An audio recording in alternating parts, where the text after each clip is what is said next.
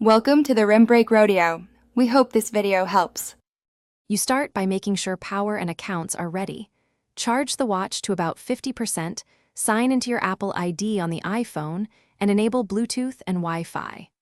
Once done, open the Apple Watch app and tap Start Pairing, then point the iPhone camera at the orb animation on the watch face to link devices. This visual handshake completes low-level pairing quickly. Make sure you pick your dominant wrist. When prompted, so gesture and orientation settings match your daily use. After pairing, you decide. Restore from backup to migrate apps and health data, or set up as new to start clean. Restoring saves time while a new setup reduces clutter. Next, create a secure passcode. This unlocks Apple Pay and encrypted health sync.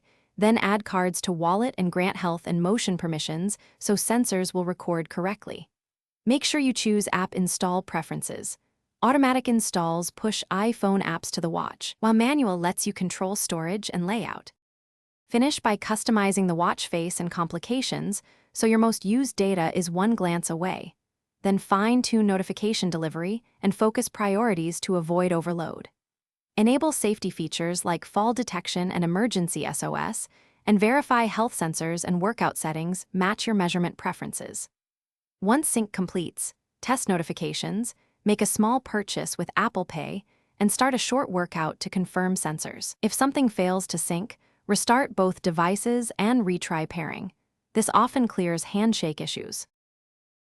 Thanks for watching. Consider subscribing if we helped you.